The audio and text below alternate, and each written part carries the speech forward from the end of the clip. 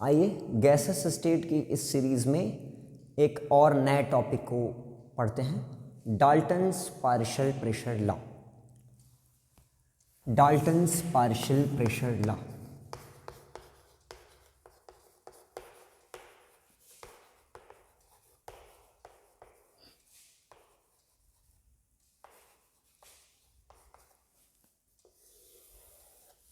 Dalton's partial pressure law John Dalton ने 1801 में discover किया था। इसको उन्होंने फॉर्मुलेट किया था इन 1801 और इसी के ठीक 7 ईयर बाद इन्होंने अपनी एटॉमिक थ्योरी दे दी थी। ये बहुत बड़े साइंटिस्ट थे। 7 साल बाद इन्होंने अपनी एक एटॉमिक थ्योरी दी, ठीक, और 1801 में इन्होंने ये फॉर्मुलेट किया डाल्टन्स एटॉमिक थ्योरी। लिख देता हूँ, John Dalton formulated this theory in 1801।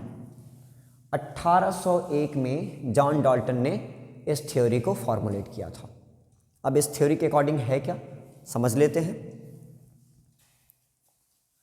कि अगर आप किसी भी कंटेनर में नॉन रिएक्टिव गैसेस भर देते हो, कोई कंटेनर होगा उसमें आप नॉन रिएक्टिव गैसेस का मिक्सचर भर दें, तो उस टोटल सिलेंडर के अंदर, कंटेनर के अंदर टोटल कितना प्रेशर एग्जर्ट होगा उसके वॉल पर। तो जॉन डाल्टन कहते हैं कि अगर आप किसी नॉन रिएक्टिव गैसेस के मिक्सचर को किसी कंटेनर में भर देते हैं तो कंटेनर के अंदर जो टोटल प्रेशर होगा वो इंडिविजुअल गैसेस के प्रेशर के समेशन के इक्वल होगा। कि आपने जितनी भी गैस भरी है उन पर्टिकुलर गैसेस के अलग अलग से प्रेशर निकाल लीजिए, सारे प्रेशर को ऐड कर दीजिए और सब प्रेशर ऐड करके बता दीजिए कि उसके ऊपर टोटल प्रेशर कितना है। लिख लेते हैं इसको भी।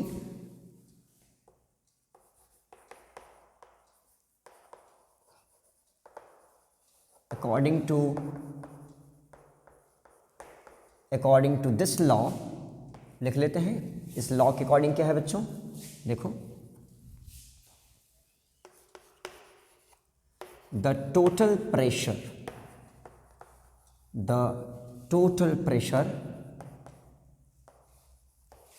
exerted on the wall of container, जो कंटेनर के वॉल पर जो टोटल प्रेशर एग्जर्ट हो रहा है, देखिए, the total pressure exerted on the wall of the container is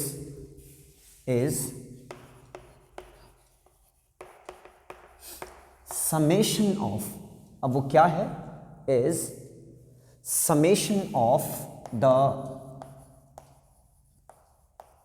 partial pressure of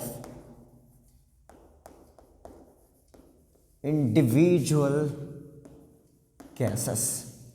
जो आपने इंडिविजुअल गैसेस उसमें भरी हैं उनके पार्शियल प्रेशर के समेशन के इक्वल होती है ये टोटल प्रेशर।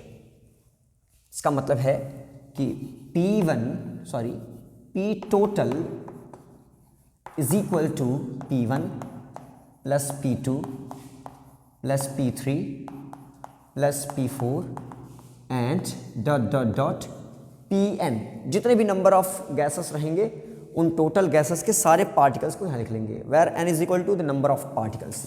लिख देता हूँ, where n is equal to number of particles of gases. अब आपको आइडियल गैस इक्वेशन पता है। आइडियल गैस इक्वेशन क्या है, PV is equal to nRT। ये है PV is equal to nRT, ideal gas equation. अब इसमें से आप देखिए कि अगर आप यहाँ से प्रेशर निकालें, तो इससे क्या बनेगा, pressure is equal to nRT over V। Pressure is equal to आपको क्या मिलेगा, nRT ओवर V। v चला आएगा नीचे, हो जाएगा P is equal to nRT by we.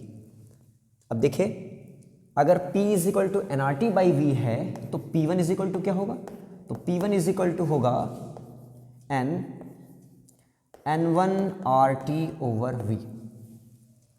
एक चीज जान लीजिए कि जो डाल्टन्स पार्शियल प्रेशर लॉ है, डाल्टन्स पार्शियल प्रेशर लॉ, ये है एट कांस्टेंट temperature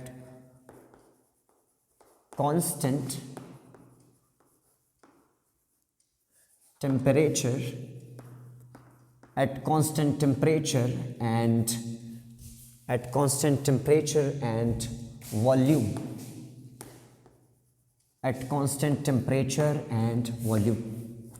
एक कांस्टेंट टेम्परेचर और कांस्टेंट वॉल्यूम पर जो टोटल गैस का प्रेशर है वो सिलेंडर में भरे हर एक गैस का इंडिविजुअल प्रेशर का समेशन है। मतलब अगर आप अलग अलग गैसेस के सारे प्रेशर्स को अगर एक साथ कलेक्ट कर देते हैं तो आपको टोटल प्रेशर पता चल जाता है।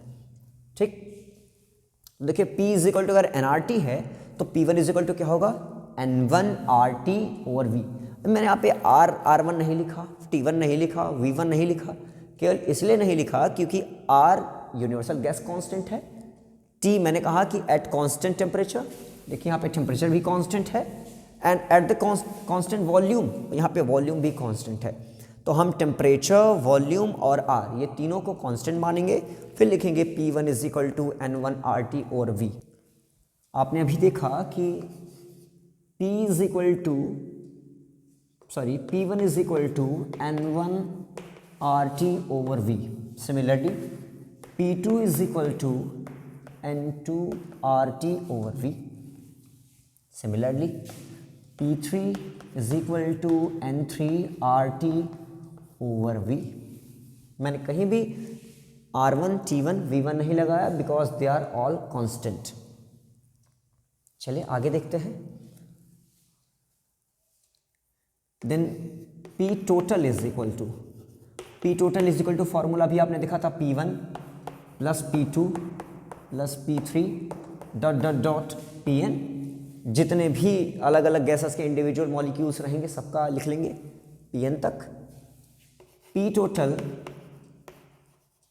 Total is equal to P1 की वैल्यू कितनी है, n1RT over V plus P2 की वैल्यू n2RT ओवर V लिख लेते हैं, n2RT over V plus P3 की वैल्यू लिख लेते हैं, P3 इज इक्वल टू है n3RT over V and so on nNRT over V। अब इसमें से आपको क्या कॉमन मिल जाएगा, तो आपको बच्चों कॉमन मिल जाएगा P total is equal to, इसमें से कॉमन मिलेगा RT ओवर V, तो कॉमन ले लेते हैं RT ओवर V, कॉमन हो गया। अंदर देखिए क्या बचा, अंदर बचा n1 plus n2 plus n3 plus n4 dot dot dot nn, ये मिल गया टोटल। अब क्या कर देते हैं, on dividing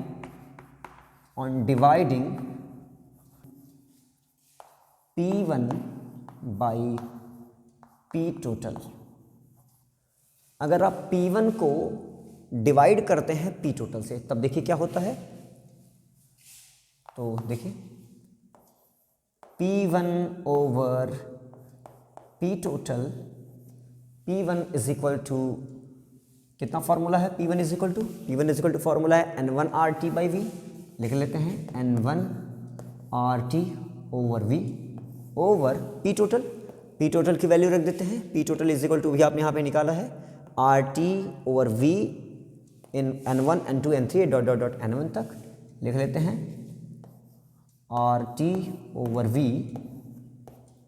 n1 plus n2 plus n3 dot dot dot nn। RT over V से कैंसिल आउट हो गया, आपके लिए फिर बचा P1 over P total is equal to n1 over n1 plus n2 plus n3 dot dot dot Nn। अब आगे देखिए, mole fraction x1 is equal to formula होता है बेटा n1 over n1 plus n2 plus n3 dot dot dot nn। ये mole fraction x1 is equal to था, mole fraction x1 is equal to ये formula था। तो अभी जो फॉर्मूला आया था P1 over P total is equal to, formula था ना n1 over n1 plus n2 plus n3 dot dot dot nn dot dot dot nn। इस टोटल की जगह पे क्या लिख देते हैं बेटा, लिख देते हैं x1। तो मिलेगा P1 over P total is equal to x1। ये मिलेगा, P टोटल को यहाँ कर दीजिए तो इससे मिलेगा P1 is equal to x1 into P total. P total आप यहाँ पे P टोटल टोटल प्रेशर रखेंगे, यह है मोल fraction of the first gas और यह है partial pressure of the first gas. Similarly अगर आप चाहें तो partial pressure of second gas लिख सकते हैं। Similarly P2 is equal to, बस आप यहाँ पे क्या कर दीजिए x2 into P total. Now P3 is equal to, P3 is equal to partial pressure of third gas is equal to mole fraction of the third gas into P total and Pn is equal to xn into P total. ये P1, P2, P3 ये क्या है बेटा, लिख दे रहा हूँ P1, P2, P3 dot dot dot Pn are partial pressure of individual gases.